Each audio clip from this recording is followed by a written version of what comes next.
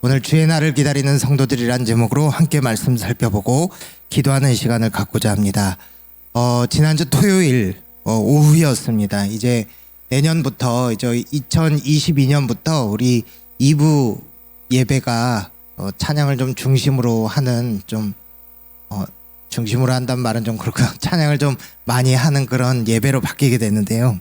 그 예배가 바뀔 것을 준비하려고 이제 목사님도 올라오시고 전도사님도 장로님들 찬양팀 다 모여서 이 자리에서 2부 예배 리허설을 했습니다. 리허설로 또 여러분들이 이렇게 바쁘게 움직이시고 또 여러 가지를 생각하고 복잡한 그 상황 속에서 저도 여기 있다가 올라갔다가 내려왔다 이렇게 하는데요. 이제 3층 딱 이제 방송실로 올라가려고 올라가고 있는데 창문을 보니까 저도 모르는 사이에 눈이 막 엄청나게 내려가지고 온 세상을 덮고 있는 걸 봤습니다. 정말 눈이 펑펑 내리고 있었습니다. 실내에서 예배로 분주할 때에 어느 누구도 모르게 온 세상이 하얗게 눈이 내리고 있었던 것입니다.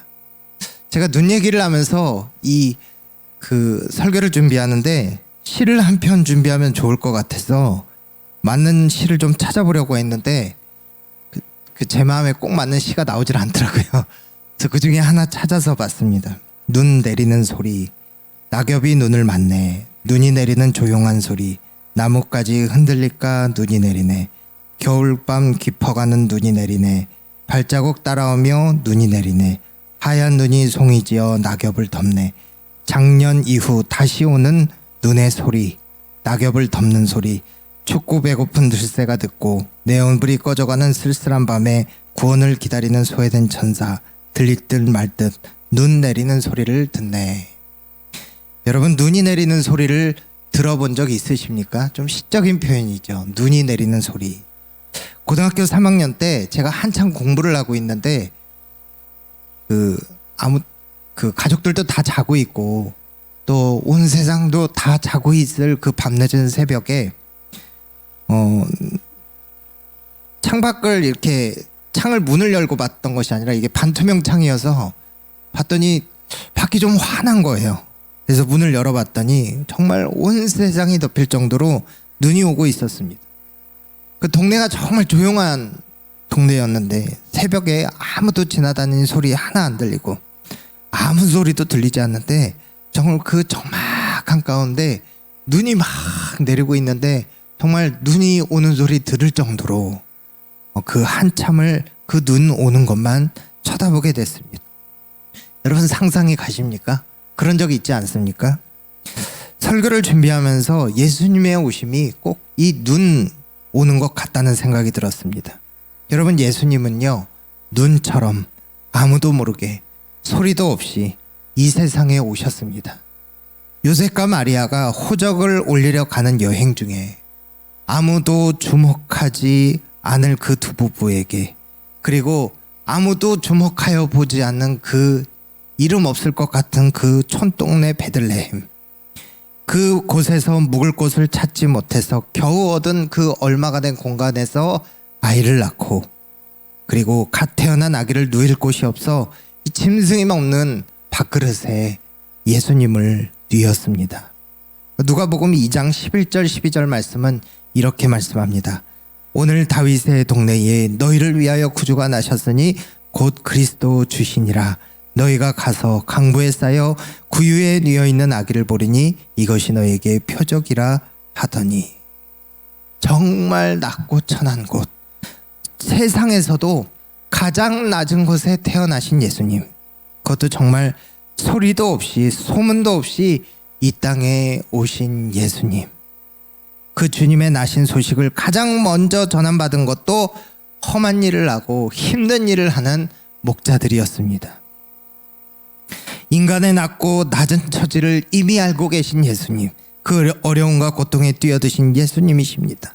눈처럼 정말 그 아무도 없는 적막한 가운데 언제 오는지도 모를 정도로 오시는 그 주님, 그 오는지도 모르는 채 그러나 알고 보면 어느새 온 세상을 다 밝히고 있는 그 눈처럼 오신 예수님입니다. 여러분 12월 25일 얼마 남지 않았습니다.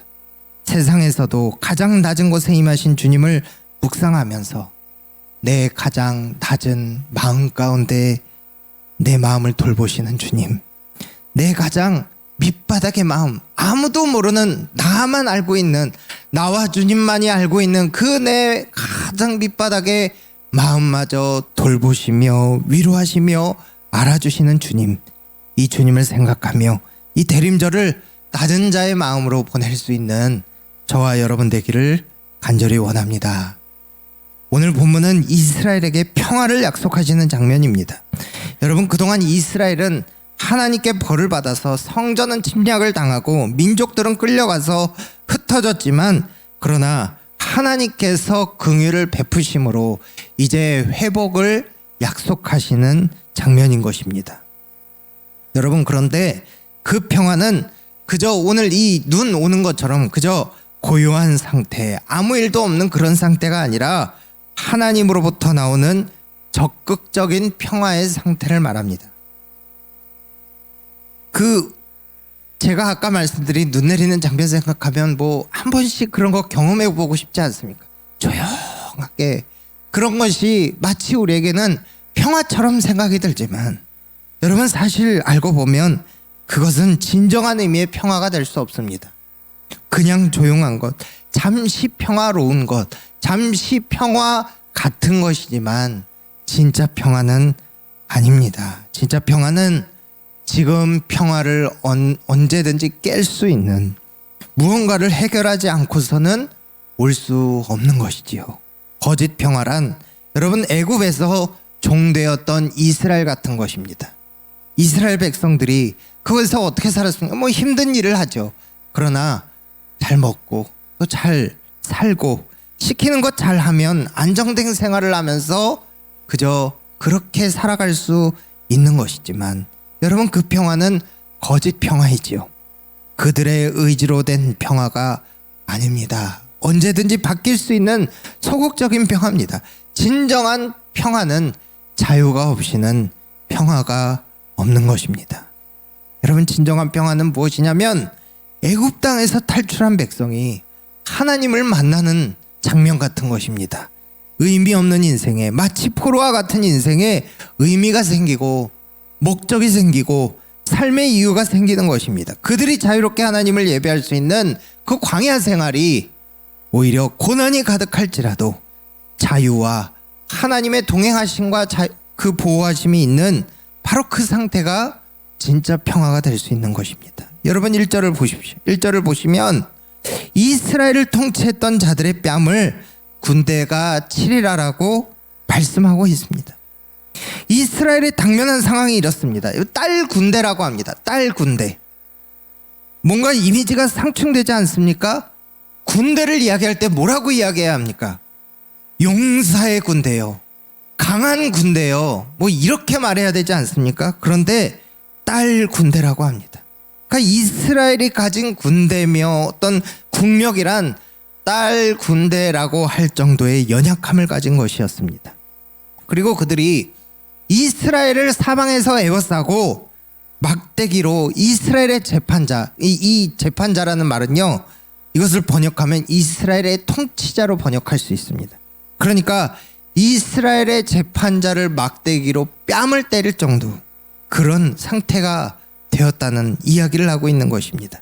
그러니까 이스라엘은 이미 침략을 당하고 있고요, 또 앞으로도 이 지도자들이 이런 모욕을 당할 정도의 어려움을 당하게 된다는 것입니다. 그리고 나서 이어지는 내용이 무엇이죠? 베들레헴에서 너희를 다스릴 자가 나온다는 것입니다. 여러분, 베들레헴은 잘 아시겠지만 아주 천하고 낮은 사람의 동네로 통합니다. 여러 번 말씀드리지만 제가 사랑하는 저의 고향, 이렇게 뭐 넓게 보면 서울이지만 서울이 다 제 고향은 아니니까요. 관악구에 모 동네가 있는데, 과거에는 뭐 이 동네가 뭐 산동네, 판자촌으로 유명한 동네였습니다. 그래서 지금 이 봉천동도 이름을 다른 동으로 지었습니다. 그래서 어르신들 중에는 이런 말씀하신 분들이 있어요. 저도 이런 얘기 듣고 충격했는데, 나는 과거에 뭐 봉천동 뭐 이런 동네는 아우 발도 들이기 싫어 뭐 이런 얘기를 하시는 분들도 있었습니다. 그러니까 물론 지금 과거의 봉전동이 아니지요.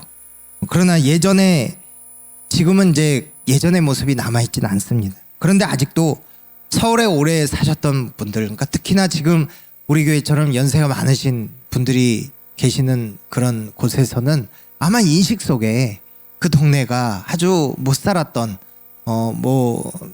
그런 기억을 좀 가지고 계시지 않을까 싶습니다. 베들레헴은 이보다 더하지 않을까 싶습니다. 베들레헴은 그만큼 이스라엘 사람들에게 아주 천하고 낮은 그런 지역으로 인식이 되었던 것입니다. 그런데 1절에 이스라엘의 통치자가 뺨을 맞는 그런 상황 속에서 오히려 그 유다 족속 중에서도 작은 베들레헴에서 이스라엘의 통치자가 나온다는 것입니다. 여러분, 이스라엘 다 망해가는 이스라엘에도 그 통치자가 어느 동네 출신이었을까요? 그래도 좀 잘나고 잘난 사람들 모아놨지 않겠습니까? 그런데 그 잘나고 잘난 사람들이 나라가 망해서 뺨을 얻어맞고 수모를 당할 때에 가장 천하다고 생각하는 동네에서 이스라엘을 다스릴 통치자가 나온다는 것입니다. 그리고 4절 5절 뭐라고 말씀합니까? 우리 4절 5절 말씀을 같이 읽어보겠습니다. 그가 여호와의 능력과 그의 하나님 여호와의 이름의 위엄을 의지하고 서서 목축하니 그들이 거주할 것이라. 이제 그가 창대하여 땅끝까지 미치리라. 이 사람은 평강이 될 것이라. 아수르 사람이 우리 땅에 들어와서 우리 공들을 밟을 때에는 우리가 7 목자와 8 군왕을 일으켜 그를 치리니. 아멘. 베들레헴에서 나온 통치자가 하나님의 능력을 가지고 또 뭐예요? 여호와의 이름의 위엄을 의지하고, 그러니까 하나님의 권위를 의지하고 이스라엘을 승리케 할 것이다, 이렇게 말합니다. 이 잘난 사람도 뺨을 얻어맞는 그런 상황인데 낮고 천한 그 베들레헴 땅에서 나온 지도자가 하나님의 능력을 가지고 하나님의 권위를 가지고 승리케 할 것이라고 말하는 것입니다. 7 목자와 8 군왕이라는 이야기는요, 강조하는 것입니다. 여러분, 필요한 지도자들이 7명이 일어나고 8명이 일어나서 할 것이다, 그러니까 강조하는 것이죠. 막 필요한 사람들이 그때마다 막 일어나서, 그러니까 그 사사시대를 보면 막 그 필요한 지도자들이 계속 일어나서 어떻게든 이스라엘을 구원하지 않습니까? 그런 것처럼 7명이 일어나고 8명이 일어나서 이스라엘을 구원할 것이다. 그리고 그들이 그 강하고 무서운 아수르를 이긴다는 말씀인 것입니다. 여러분, 아수르가 어떤 나라죠? 수천 년이 지난 지금도 우리가 그 이름을 기억할 정도로 무시무시한 제국 아닙니까? 그 제국이 이 조그만 이 나라 이스라엘, 거의 다 망해버린 이스라엘에서 나온 지도자가 그 아수르를 짓밟을 것이다 말씀하는 것입니다. 그리고 이 사람이 평강이 될 것이라 약속하고 있습니다. 다른 번역본을 봤더니 이렇게 번역이 됩니다. 그는 그들에게 평화를 가져다 줄 것이다. 이 사람은 평강이 될 것이다, 이 말이 또 무엇이냐면 그가 이룩한 평화를 누리며 살리라 말씀합니다. 전쟁을 겪는 이스라엘 백성들, 그것도 먼 나라에서 일어나는 전쟁이 아니라요, 지금 가장 전쟁을 많이 한 나라가 어느 나라죠? 미국이죠. 근데 미국이 전쟁을 겪는다고 우리가 불행한 나라라고 하겠습니까? 다른 나라 땅에서 이루어진 전쟁이지 않습니까? 그런데 이스라엘 백성들은 자기 땅에서 일어나는 그런 전쟁입니다. 그 말은 무엇입니까? 이 개인의 삶에도 전쟁이 주는 그 참혹함을 겪을 수밖에 없다는 것입니다. 재산을 빼앗기는 건 물론이고요, 가족들이 잡혀가는 그런 상황도 경험했을 것입니다. 수탈하고 죽임을 당하고 그런 어려움 속에서 평화를 약속하고 계신 하나님이신 것입니다. 그런데요, 여러분, 10절부터 중요한 내용이 나옵니다. 10절부터 중요한 내용입니다. 평화를 주시는데 어떤 평화를 주시느냐? 10절 말씀 보세요. 여호와께서 이르시되 그날에 이르러는 내가 내 군마를 내 가운데서 멸절하고 내 병거를 부수며, 11절 내 땅의 성읍들을 멸하며 내 모든 경관성을 무너뜨릴 것이며. 여러분, 평화가 일어나려면 무엇이 돼야 되죠? 군사력으로 좀 똘똘 뭉쳐서 그것을 침략해오는 적군들을 막아야 되지 않습니까? 그런데 뭐라고 하세요? 군마를 멸절하고 병거를 부수고 성읍들을 멸하고 성을 무너뜨리고 이스라엘에게 그나마 의지할 만한 것들, 조금 있는 것들, 그것들을 다 하나님께서 무너뜨리겠다는 것이. 여러분, 그러니까 조금이라도 나를 의지하고 있는 어떤 그런 것들, 네가 하나님을 의식하지 않고 그저 너만의 어떤 성을 쌓고 너만의 군마를 만들고 너의 어떤 의지할 만한 것들을 만들었던 것을 다 내가 무너뜨려 버리겠다 말씀하는 것이죠. 평화를 주시겠다고 하면서 오히려 내가 의지하고 그나마 이거에 의지하여 내가 싸울 힘이라도 있었는데 그것을 다 무너뜨리겠다고 하시는 것입니다. 그리고 12절 또 중요한 내용이 나오죠. 우리 12절을 같이 읽겠습니다. 내가 또 복수를 내 손에서 끊으리니 내게는 다시는 점쟁이가 없게 될 것이며. 그리고 13절에 이렇게 말씀합니다. 내가 새긴 우상과 주상을 너희 가운데서 멸절하리니 내가 내 손으로 만든 것을 다시는 섬기지 아니하리라.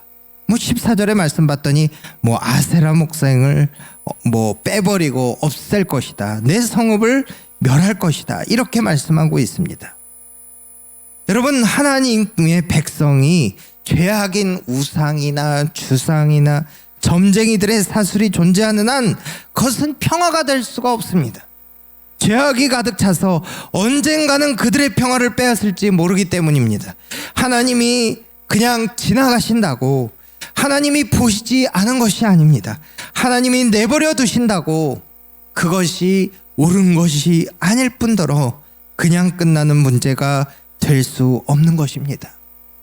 여러분, 하나님 없는 평화는 결코 얼마 가지 못하는 것입니다. 이들이 이렇게 벌을 받았던 이유는 두 가지입니다. 첫 번째는 이 우상을 이렇게 섬긴 것이에요. 우상을 섬기되 여러분, 자신의 성벽을 쌓고 자신의 우상을 섬긴 것이 그들에게는 죄악이었습니다. 그리고 두 번째는 가난한 자들에게 빼앗고 억눌렀던 것들인데, 여러분, 그 진짜 이유를 드러내는 것이 진짜 평화를 가져오는 것이 아니겠습니까? 하나님께서는 평화를 주시되 그저 그들에게 전쟁 없는 상태를 주시고 그 죄악은 그대로 남겨두신 채로 그저 그들에게 평화만 주시고 승리만 주신다는 의미가 아니라 근본적인 원인을 다 드러내시고 근본적인 원인을 다 치료하신다는 것입니다. 여러분, 그러므로 평화를 원하고 진정한 자유와 안식을 누리기 위해서는 우리에게 회개가 필요한 줄 믿습니다. 정결한 마음이 필요한 줄 믿습니다. 여러분, 내면에 죄에 갇힌 사람은 결코 평강의 열매를 누릴 수 없습니다. 여러분들의 내면은 어떻습니까?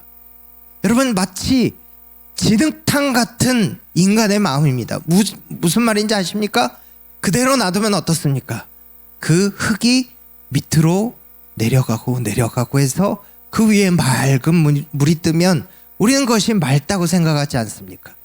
여러분, 그런데 우리에게 고난이 닥치고 어떤 심령에 급한 일이 닥치고 또 나를 흔드는 무언가가 닥치면 어떻게 되죠? 그 물을 흔들면 다시 진탕이 되는 것처럼 우리의 마음이 그렇다는 것입니다. 여러분, 그러므로 평강을 누리고 싶다면 나의 내면을 들여봐야 할 줄 믿습니다.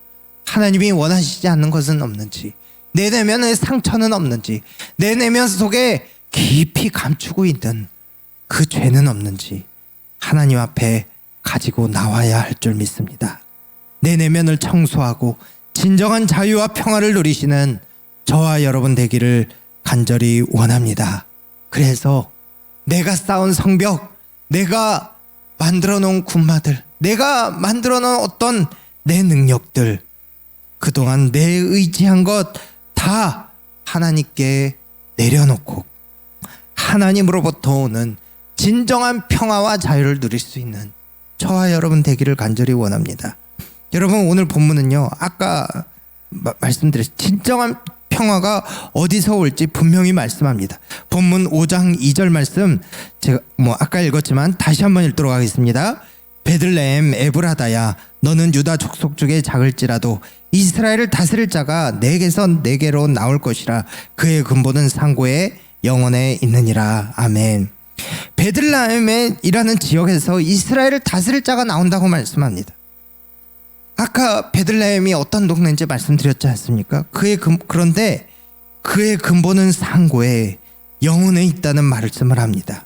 그러니까 그의 기원은, 그의 근본은 아득한 옛날 태초에까지 거슬러 올라간다는 말입니다. 그러니까 그렇게 영원한 존재가 너희들 앞에 나타나서 너희들에게 평화를 줄 것이다 약속하고 있는 것입니다. 여러분, 이 미가 5장 2절 말씀은요, 메시아 탄생을 예언한 구절입니다. 예수님께서 구약에 예언되었던 그 메시아라는 것을 증명할 때에 이 말씀을 가지고 와서 말씀합니다.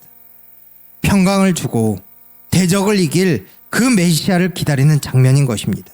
그런데 아까 말씀드렸듯이 베들레헴 에브라다라는 장소는 유다 족속 중에 작을 것이다 말씀하고 있습니다. 아주 작고 낮은 동네라는 것이죠. 여러분, 통치자는요 좀 위인 중에 나와야 되지 않습니까? 제가 여러 번 말씀드렸지만 좀 위인전은 탄생부터 좀 다르지 않습니까? 출생이 특이하고 어렸을 때도 비상해야 되고 그가 속한 동네도 크고 발달한 동네 정도는 돼야 사람들이 무시하지 않고 교육도 잘 받아서 좀 대단한 통치자가 나오지 않겠습니까? 그런데 오늘 본문에 이스라엘에게 승리를 가져다 주고 평화를 누리게 해줄 그 장본인은 아주 초라한 베들레헴 출신이라는 것을 이야기하고 있습니다. 여러분, 시작부터 말이 되질 않는 것 같습니다. 세상 기준에서는 이게 좀 아닐 수도 있습니다. 그러나 하나님은 베들레헴 출신을 통해서 그 약속을 이루신다. 평강을 주실 것이다 약속합니다. 여러분, 마치 우리가 예수님을, 예수 그리스도를 믿는 것 같습니다. 세상 사람들의 눈에 보이기에는 어리석어 보이기도 합니다. 세상 사람들의 눈에는 도저히 보이지 않는 것이기 때문에 필요 없는 일을 하고 있는 것처럼 보입니다. 여러분, 그러나 이것이 진짜 자유이고 진짜 평강입니다. 예수 그리스도께서만 이 세상에 진정한 평화를 주실 수 있습니다. 어느 누가 죄로 가득한 세상에서 평화를 이야기할 수 있습니까? 여러분, 이 세상에 혼란이 가지고 온 것이 무엇 때문입니까? 이 혼란을 가져온 죄에 대해서 자유로운 사람이 있습니까? 욕심에 대해서 자유로운 사람이 있습니까?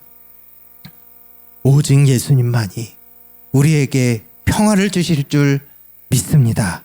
예수님께서 전하신 복음은요, 하나님 나라가 시작되었다는 것이에요.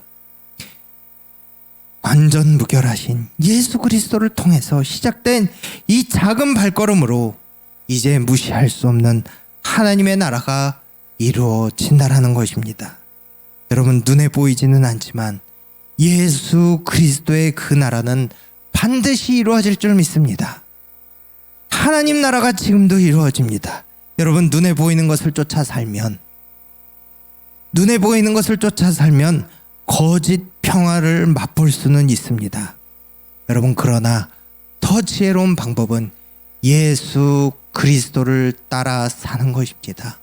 진정한 평화이시며 진정한 자유를 주시는 예수 그리스도로만 우리에게 평화를 주시는 줄 믿습니다. 그리고 그분이 이루어가는 하나님 나라를 믿음의 눈으로 바라보는 것입니다. 여러분, 이 대림절 주님 오심을 기다리는 그날들인 줄 믿습니다. 오늘 찬양할 때에 그 찬송가 112장 3절 말씀 봤더니 이렇게 이야기하더라고요. 죄악 많은 이 세상 새 소망 가지고, 죄악 많은 이 세상 새 소망 가지고. 여러분, 예수 그리스도로부터 이 새 소망이 우리에게 나오는 줄 믿습니다. 평강과 자유를 주시는 주님, 그 주님께서 이루어 가시는 하나님의 나라가 그리고 주님이 다시 오실 것을 기다리며 오늘도 믿음으로 살아갈 수 있는 복된 성도들 다 되실 수 있기를 주님의 이름으로 부탁드립니다. 함께 기도하겠습니다. 우리 기도 제목 3가지 보여주시겠습니다. 3가지 보여주실 때 우리 첫 번째, 오직 예수 그리스도를 중심으로 살게 하여 주시옵소서. 믿음으로 하나님을 전적으로 신뢰하는 삶이 되게 하여 주시옵소서. 전염병으로 수고하는 모든 인력들과 의료진들에게 힘과 지혜를 더하여 주시고 어려움을 이겨내게 하여 주시옵소서. 우리 이 기도 제목을 놓고 우리 함께 한 잠시 동안 기도하시도록 하겠습니다. 하나님 아버지, 우리에게 하나님의 은혜를 주심을 감사합니다. 하나님, 이 땅에 가장 낮은 곳으로 태어나서 그러나 정말 우리를 이끄시며 우리를 그 하나님의 영광으로 이끄신 하나님을 바라보게 하시고 오직 주님 생각하며 하나님 이 세상을 믿음으로 승리할 수 있는 복된 성도들이 다 될 수 있도록 하나님 인도하여 주시옵소서. 내가 의지하고 있었던 것들, 내가 쌓은 나의 성벽들 다 주님 앞에 내려놓게 하시고 오직 주님 의지하여 하나님 정말 이 세상에서 평강의 사람으로, 평화의 사람으로 살아갈 수 있는 주의 자녀들이 다 될 수 있도록 하나님 인도하여 주시옵소서. 아버지, 오직 주님 바라보며 하나님 나아가오니 하나님 우리를 붙든 주시옵소서. 모든 것 감사드리오며 예수님의 이름으로 기도하옵나이다. 아멘.